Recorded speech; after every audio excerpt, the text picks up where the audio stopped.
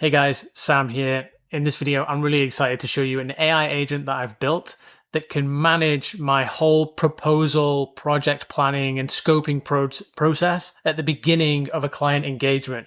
I run a web design agency as well as a couple of other businesses. This has been super useful for me so far. Any business where you have a call with a client, an initial sales call, you're gathering information and trying to pull together a brief for a project, this can be applicable for. So I'm going to walk you through it step by step. We're going to build it from scratch together in a tool called Lindy.ai. We're going to create the agent together. I'm going to show you every step of the process. And also as well, if you do want to just download the template, the Lindy template that is, you can find that in the description below. Drop your details and then you'll receive an email with a link to just plug and play the Lindy template that I'm going to go through with you today. And it includes all the prompts and everything as well. So hopefully that's helpful. Let's get stuck into the video. Before we jump into Lindy, I just want to talk about the process, how we used to do it, as it says here, right? So we would have an initial sales call with a client, or initial discovery call to find out a little bit more about the project, see if it's a good fit. If it is a good fit, then we would send them a client questionnaire. So they would get this questionnaire. It's quite a long questionnaire. The reason being is so that we can get as much information as possible from the client to make sure that it's a good fit, or make sure that we can deliver the best project, should I say. So that's what happens first. We send that to the client. Then the client completes the questionnaire, and this is we house this information in Airtable. So this form is an Airtable form. And then once the client submits their record, I've just soloed one out here for testing purposes and to show you in this video. Once they submit their form, all the information gets thrown into Airtable here. And we've got, so just to show that here, the form comes in. And there's a bunch of different fields in here. There's about 40 different fields that we collect here. The client's not going to fill in every single one. Not every field might be relevant. But anyway, we're collecting a bunch of data. So then what we would need to do is we need to review all of that data to just, if we're thinking about how we used to do this, we would need to review all of the information that came in from the form. Then we need to create the scope of work, right? Because we need to go to the client with a proposal.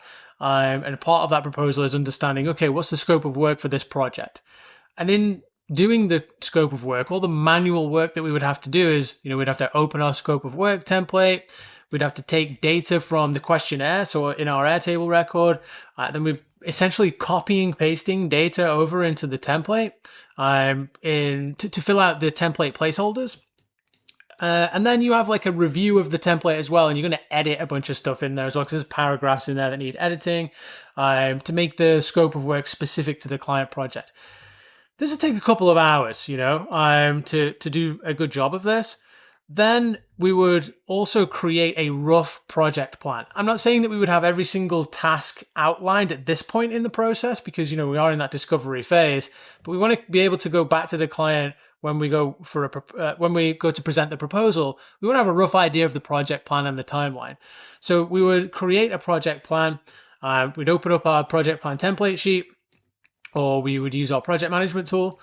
Then we'd update the standard tasks, because there would be a template that we would use. But then we would customize those tasks for whatever the client project is. So that's what we would have to do there. Again, this whole process is going to take a few hours, if not longer. Then we need to actually pull all this information together. So the documents that we've created, the project plan, into an email, draft out the email, send that over to the client, and then we wait for the client to come back to us. So that's how we used to do it. This whole process, like I say, is going to take a few hours minimum. So now let's take a look at what we're doing now. So the same thing happens at the beginning of the process. We still send the questionnaire to the client. The client completes it. It still comes into Airtable.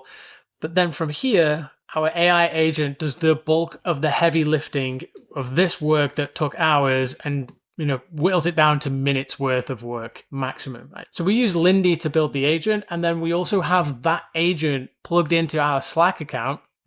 I'll show you that here. And then it will essentially message when it's created the scope of work and the project list. And you can see it drops it in here. The cool thing here is I can chat with the agent like it's an employee. Like this is one employee in my team that has the specific role of creating these project plans and scopes of work. And I can go back and forth. So we're going to get into that today. So Now the agent creates a scope of work automatically, creates a Google Doc that looks like this. So it pulls together this scope of work that we can send to the client. Then it's going to create the task list. The task list looks like this in a Google Sheet, as you can see. More than enough information to give the client at the beginning of the project. Then I get a message to review everything, to just make sure everything looks good, and then I can chat, like I say, I can chat with the agent in Slack. Then once I've confirmed that I'm satisfied, I can then have the agent then draft an email. So the agent will then draft the proposal email, drop it in my drafts in my inbox, and then I can just edit the email and then I can send it, and then away we go. So we essentially whittle a few hours worth of work down into, well, we don't have to do any of it apart from just message the agent back and forth to get to a point where we're happy, and then we can send the email. So that's what we're doing. What that looks like if we hop over to Lindy is it looks like this. So I've been through a couple of different versions of this agent. And by the way, guys, one of the things that I've kind of noticed along the way here is there is always room for improvement with this stuff.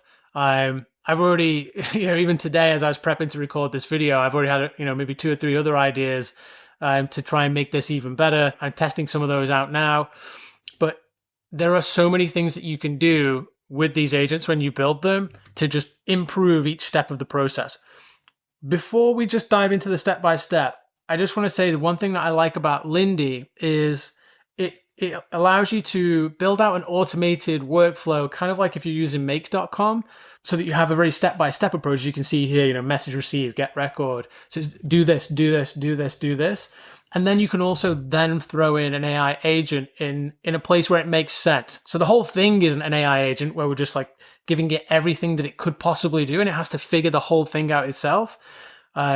We're giving the agent a specific set of tools to use at a specific part of the process. It's a combo between an agent and also like AI workflow as well. It's kind of those two things mushed together, which I'm really enjoying. So let's take a quick look at this step by step, very quick, and then we're just going to build it from scratch, okay? So we've got some triggers at the top. Then that's going to go into our Airtable record, and it's going to get the record data. Then an AI node here is going to create the scope of work. That's going to throw that into a Google Doc, which we saw earlier. Then we have the tasks here. It creates the tasks based on the scope of work. It creates the spreadsheet.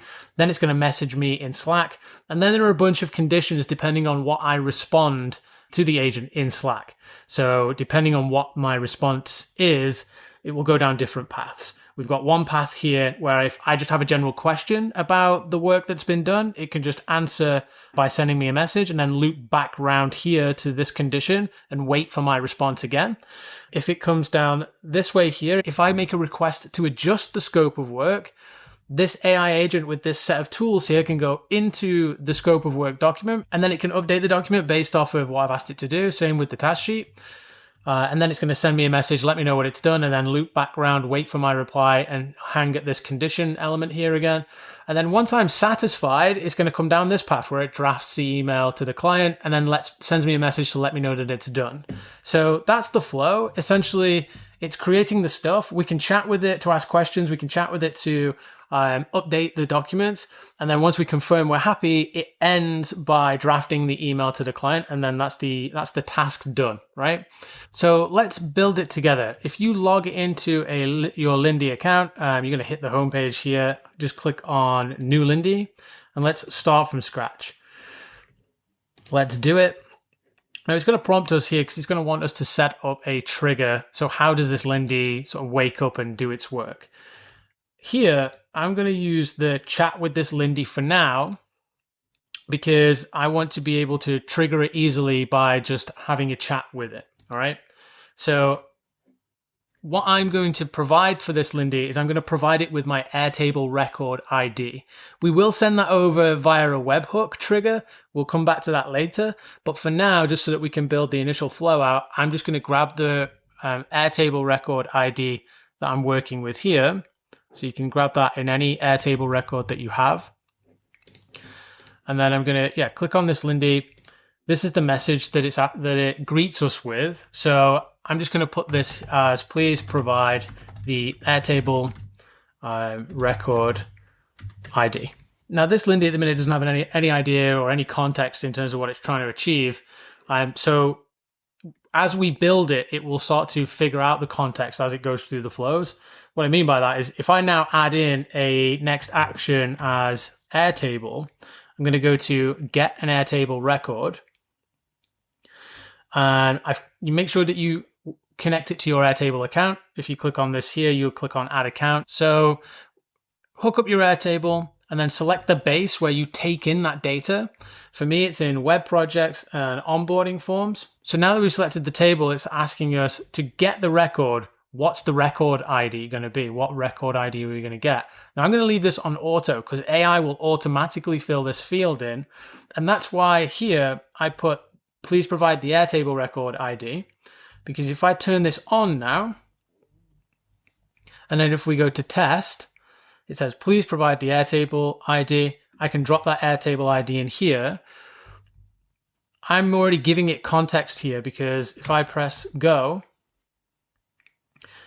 it's now received that Airtable record ID. And because it's asked for it in the previous node, this get record is going to understand that that is the Airtable ID. So it can automatically fill out the record ID and it can pull that record. You can see here's all the information that it's pulled. So now we can use that moving forward. So the next thing that we're going to do is we're going to perform another action and we're going to scroll down and you'll see here where it says AI. If you open that up, we're going to get Lindy to write something. We're not summarizing something. We want it to write something. Now I use Claude 3.5 Sonnet by default. I'm still using it. I've tested this out with Gemini 2.0 Flash because I wanted the bigger context window. But for now, I'm leaving this on 3.5 Sonnet because I just find it gets the best output. Here it says, okay, text to generate. We're going to change this to a prompt. And then I'm going to just literally drop my prompt in here. I already have my prompt ready to go, guys. When I'm doing a project like this, by the way, just a sidebar now, because I think this is the question that you're probably going to be asking in your head is, well, how do I craft the right prompt for this flow? Just at a very high level, what I do is I use ChatGPT 01, the reasoning model, and I talk to it about what I'm trying to achieve, and I ask it to give me the prompts that I can use for the agent. I find that the best way to create prompts here to get the best output. And it doesn't always get it right first go. Sometimes you got to massage it a little bit. You got to work with it. If you'd like me to do a separate video on exactly that process and I can show you how to create prompts for AI agents, drop me a comment below. Let me know because I'm kind of interested in putting that together, but I don't know if anybody actually wants that. So you guys let me know in the comments. But back to this. What we've got is a prompt in here that essentially tells the agent what it is. And then we talk to it about how we create a scope of work and what it needs to know. So we tell it about our platform and approach. So at my company, we build all of our websites on framer.com. We need to give it that information so that it can put that into the scope of work. We sometimes start with pre-built templates, depending on the design and what's needed. We've got some information in here about timelines, so it has that context. We've got information in here about pricing as well, so it has that context. And then a few things in here that it needs to know about, like the deliverables. And then these are the output requirements that it has. So we want it to create a scope of work in Markdown format with all of this, with these 9 sections, essentially. Then it gives it some instructions about if there's any missing or unclear data, how to handle that. And then when you return your output, please only provide the final scope of work. We don't want any chit chat in there that AI agents sometimes put in. So you can see here, this is a really comprehensive prompt that we've given it to work with. We don't need to put in here any of the information from the get record because it already knows that this is the client information because it's able to figure it out itself, which is amazing. So we're going to rename this to create scope of work. So the AI is now creating the scope of work. What we want to do is after it's done, we want to be able to store it in a Google Doc. So we're going to click on add a step. We're going to come down to the next step here, click on Google Docs, create a document. If I go to my drive, I'm just going to drop it in there for now. Now the title, I always want to have scope of work in it. So what I'm going to do here is I'm going to use some curly brackets to indicate variables. So I'm going to put client name, and then I'm going to put scope of work. Actually, sorry, before that, I'll put web project, and then I'll put scope of work. So we've got the client name, the type of project that it is, and then the scope of work. So the content, we just want it to be the scope of work. And then I'm just going to put the output of this one here into the content. So now we can save this and let's run a little test, right? So we've got a few things happening here. Let's see where we're at. If I click on test, again, it's going to come up with, please provide the Airtable record ID. I'm just going to come back over. I'm just going to grab it. And then I'm going to come back in here. I'm going to give it that Airtable record ID. And you can see it's now kicking off, right? So it's received it. It's now getting the record. It's now creating the scope of work. It's now creating the document, and now the document's created. So if I click in here, you can see everything that's come out of it. It creates it all in Markdown format, and it drops it into the document for us so that we can just do quick formatting at the end to make it look nice and tidy like this. All right, so here it is. Here's the scope of work that it's pumped out. There's a little bit of, obviously, issues with some of the formatting here. But I haven't figured out a way, especially when putting things into Google Docs, to how to have it formatted correctly. If you know how to do that, let me know, because I would really love to know that. I think maybe there's probably like a template and variables that we could use, but I haven't figured that one out yet. But either way, once we get a message from the output of our agent saying, hey, I've created the scope of work and the task list, it takes less than a couple of minutes to just come in and just edit the formatting to make it more like this, make it a bit more neat and tidy and presentable for the client. So you can see we're doing quite well here. We've already got our scope of work created. Now we need to create the task list from the scope of work, right? We have to create the scope of work first, otherwise we can't really create the task list. So the next thing that we're going to do is add another step. I'm going to come into here. I'm going to come back down. We're going to add another AI node. Then I'm going to click write again. And this time I'm going to set the prompt, and I'll just drop my prompt in here. And again, I worked with ChatGPT to help me come up with this prompt. If you want these prompts, by the way, guys, like I say, in the description below, you can download this whole template for free, and you can just install it into your Lindy account, and it will come with the prompts. So, you don't need to pause this video and try and figure out what the prompt is. Just download it via the link below, and then you can get the prompts for free, and then you can, figure it out for your own situation and make the prompts your own. So what we're doing now is we're telling it that it's the timeline and resource agent. You will receive a scope of work. Your task is to parse the information and craft a comprehensive project plan that identifies the individual tasks that a team member would need to execute to deliver this specific project, with a little bit more information as well. And then we tell it what to output. So we're asking it to output a minimal markdown table with the task headers. I told ChatGPT what I wanted the column headers to be for the task sheet so that it could create the type of table that I want. It's got the requirements for each of the columns, which is great. So it tells it, the format, what the format should be for each one of these columns. Then it adds some constraints. And then in the end, we just put, here is the scope of work. And then we just link back to the output of the scope of work again, because you're using the scope of work output to feed into the next AI, and we're going to create task list. So let's click save. At this point, we don't have the sheet because we're just getting AI within the agent here to create the task list so that we can then do something with it. So the next thing that we need to do is create the sheet. So I'm going to click on perform an action, click on Google Sheets. And then all that we need to do here is create a spreadsheet. It took me a little while to figure this out with Lindy at the beginning, but you don't need to create the spreadsheet, then add a row or append rows to the spreadsheet that you've been created. You don't need multiple steps here for this. You only need to create a spreadsheet, and it will do the whole thing, and it can add everything in it all at once. So make sure your Google is connected and you've got the right authentications. Again, use default for everything here is going to be Claude 3.5 Sonnet.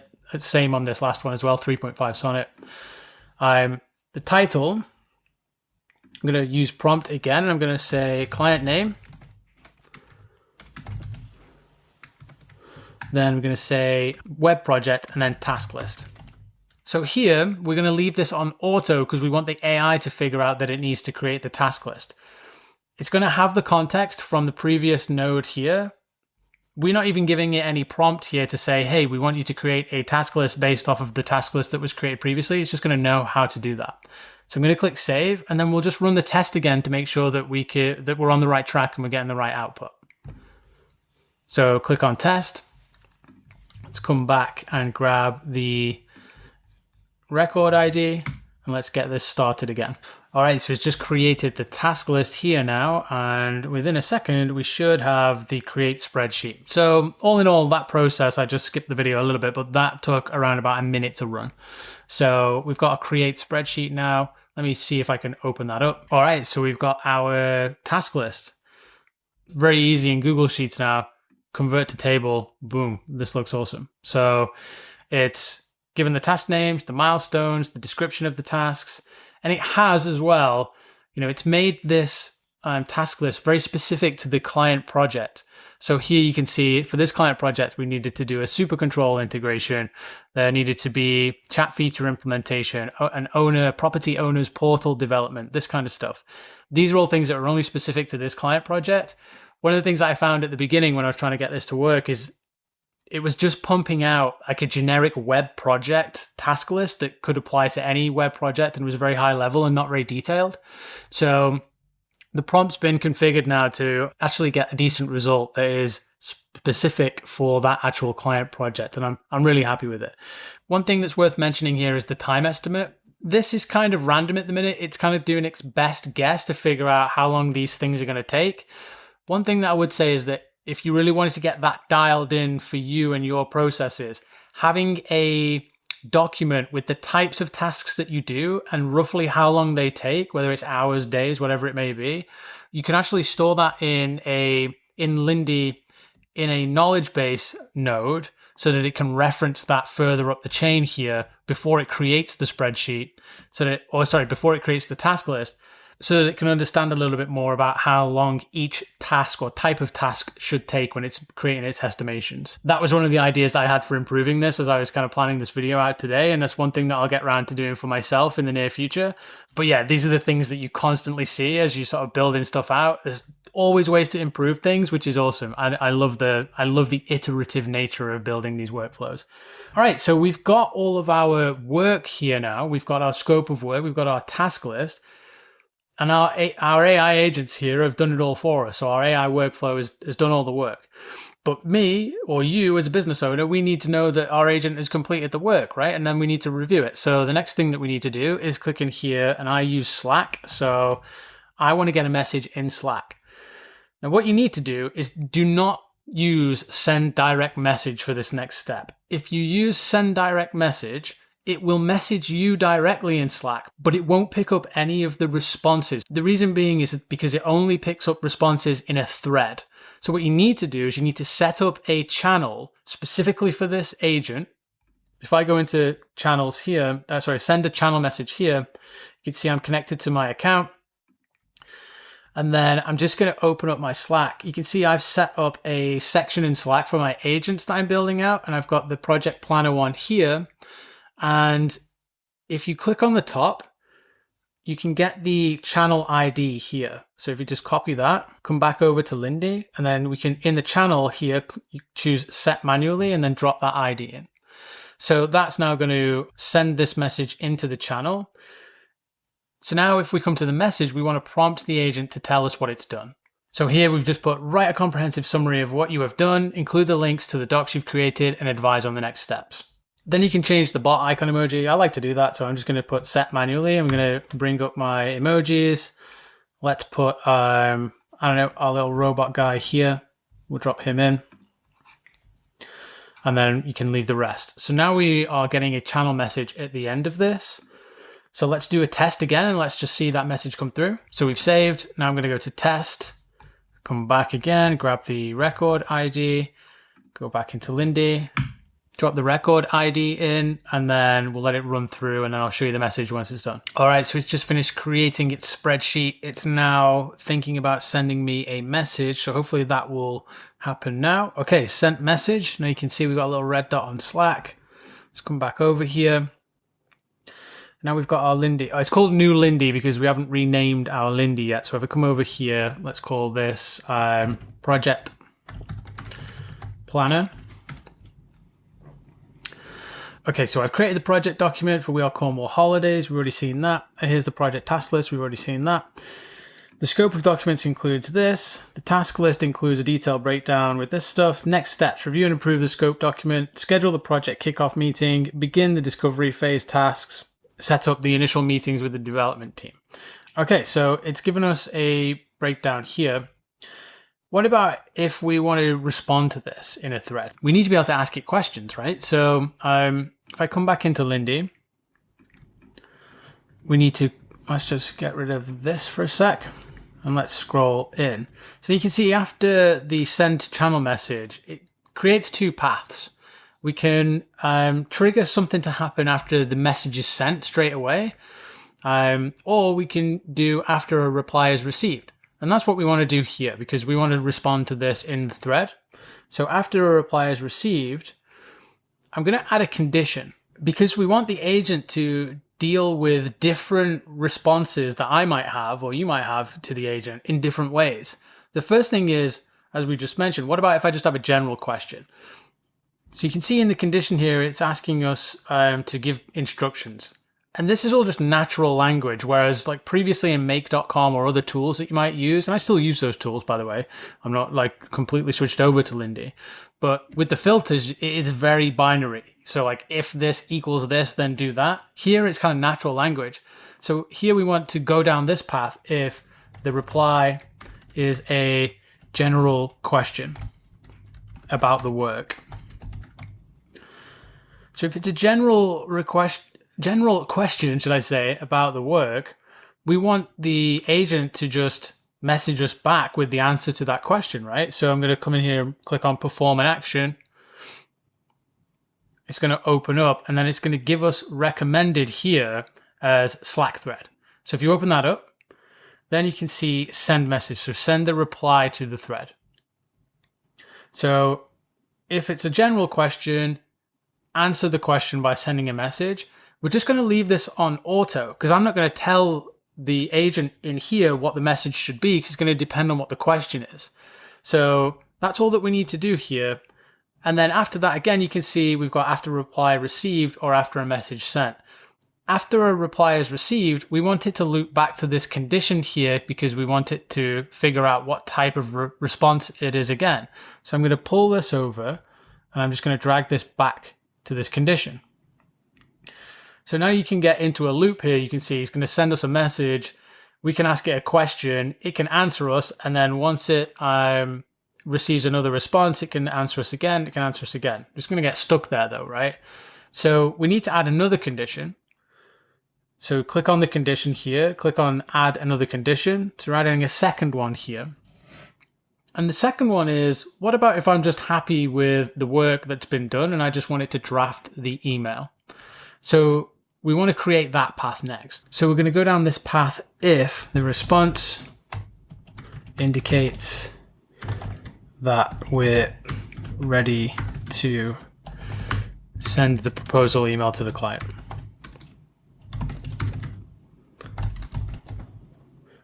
So in Slack, I would need to say, okay, we're good. Let's get the email drafted so that it knows to go down this path, right? So I'm going to then click on, let me just do a little bit of tidying up here with the positioning. Yeah, so the response indicates here. So I'm going to add a step. I'm going to then click on perform an action. And this is where we want to draft the the proposal email. So I'm going to go to Gmail. I'm going to click on draft email. So you can see down here, we've now got settings for the email. We're just going to leave all this stuff. The subject and the AI is just going to automatically fill that out. For the body though, we're going to give it a prompt. Create a proposal email for the client based on the scope of work and be clear on the next steps.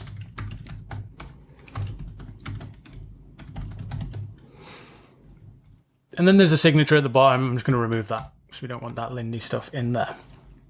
So now it's going to draft an email. And then why don't we test this now? So I'm going to save this. I'm going to click on test. I'm going to grab the record ID again, come back over to Lindy, click on test.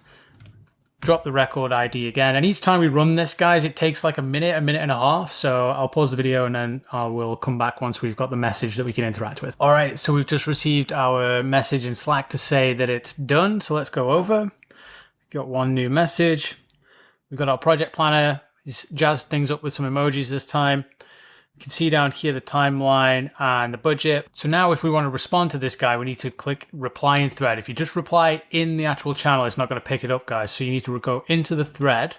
Then we're going to say, so what are the potential bottlenecks with this project?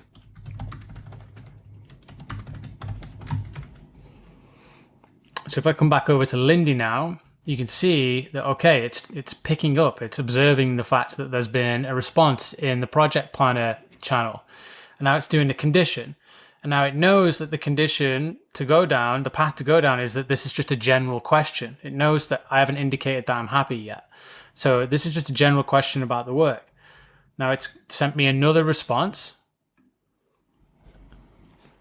And now it said, based on the project scope, here are the potential bottlenecks we should plan for. So we can have a conversation here about how this works. Now I can even ask it here, what about this? What 3 words API implementation complexity do we need to worry about? So what about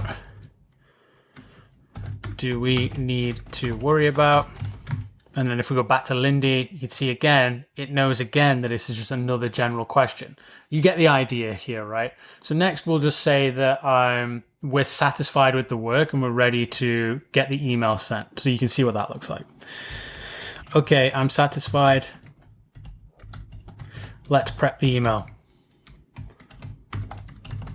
So now you can see it's fired off again to the condition. This time you can see it knows that we are happy with where we're at. And now it's gone down the other condition and now it's drafting the email. One thing that we need to add in here, I forgot to add, is the final step to send us a message again. So if I come back into here, we're going to click on Slack thread, send a message. In the message here, we're going to prompt send a final summary of what we've achieved and make sure to link all docs and emails. So you can see now how these conditions work with the chat function, and we keep looping round to go down different paths depending on what the conversation is. There's a third path that we need to build here now, guys, which is the last one, which is what about if we want to update the scope? So we reviewed the scope, but we want the agent to go in and update it or change things or remove things. Then I'm going to come here, I'm going to click on add step, and this is where we enter an AI agent. So I'm going to click on that. So you'll notice that this guy looks a little bit different because it's an agent, not a specific single node. An agent is going to have skills that it can use. So we can give it one skill or we can give it multiple skills, but it defines when it uses those skills or those tools to perform its goal. So we'll come on to the prompt in a second, but I can see that we forgot to define the condition here. So we're going to come down this path. If the reply indicates that we need to update the scope of work or task list. So let's go into our agent. We're going to leave on 3.5 Sonnet. We don't want it to ask for confirmation to do the work. Here is the prompt that we use for this agent. So you are a scope of work and project plan updater agent with access to 2 tools, a tool to update the existing scope of work document in Google Docs, a tool to update the existing project plan. And then we go into list its objectives. When you receive an update request, pass the change instructions. And then these are all the instructions for it to go in and update the necessary documentation. So for it to do that, we need to give it the skills to do that, right? So I'm going to click on add, and we're going to click on Google Docs, and we need to be able to allow it to get a document. So it needs to reference further up in the chain of events and say, okay, I created that document. I need to now be able to go and get it so that I can then update it. So we need to give it get and update. Same with the task list. So we need to come back in here. We need to go to Google Sheets. and then we're going to say get a spreadsheet, and then we're going to use update row. So now it can actually get the spreadsheet and update any rows necessary. Let's add those in. And that's our agent done. Again, if you want all the prompts and everything, this whole template is going to be listed in the description below. So click on the link and you can grab that for free. So after it's done this, we obviously want it to send us a message in the Slack thread. Let me just zoom in a little bit. One thing that you need to do here with the agents as well is, because the agents work in a kind of a loop, it's got access to the tasks and it can keep looping around and doing things. It kind of needs to know when to stop. With something specific, it would kind of know anyway, but we need to give it like a very clear exit condition. So once the scope of work and or task list is updated. So once that's done, we can then have it send us a message. And we're going to prompt it here. And we're going to say, update us what you have changed. And then again, we are going to wait for the reply to be received. And then after a reply is received here, it's going to go back to this condition so that it can figure out what type of reply it is. So that is our agent fully built, guys. If I click on here, just to tidy this up a little bit. One kind of bone that I have to pick with Lindy a little bit is just how these lines connect. It's not a big deal, but I don't know, it just kind of bugs me a little bit because you get these bubbles kind of all over the place and it's a little bit confusing to follow. Especially, I suppose, once you get building out more complex stuff with either more conditions, I suppose that can get really out of hand. But anyway, let's save this and let's run one final test on this, guys. We'll ask a couple of questions. We'll get the agent to update the scope of work, and then we will get it to draft the email. So I'm going to just prompt this off again, and I will come back once we've got the message to respond to. All right, so it's just finished. Now we've got our new message in our Slack channel. So let's open up our new scope of work and our new sheet. Let's convert this to a table. So let's say that we only want the homepage design. It says 4 days, but let's just say homepage design is only going to take, I would say, 2 days. So let's go back into here and say, we need to open up the thread again. Homepage design will only take 2 days. Please update the task list.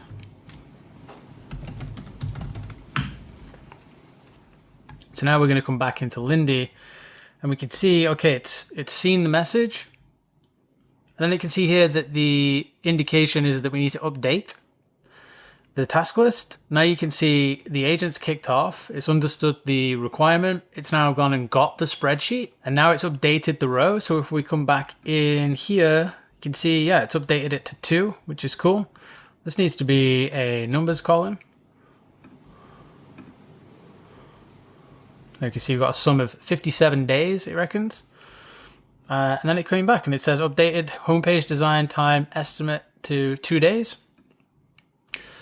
And then I can say, actually, let's remove the super control API from the scope of work. Come back into Lindy. Again, the condition kicks in. It knows that it's analyzing what this is, what type of request this is. It knows that, again, the agent needs to kick off to update the scope of work or task list. So now it's gone in and got the document to update the scope of work. Now it's updated the document, and then it's going to drop me a message to let me know, hopefully, anyway. You can also see that it's updated the row. Now, one thing that it can't do in Lindy, there isn't a delete row function. So what it's done instead here is it should have just made it 0.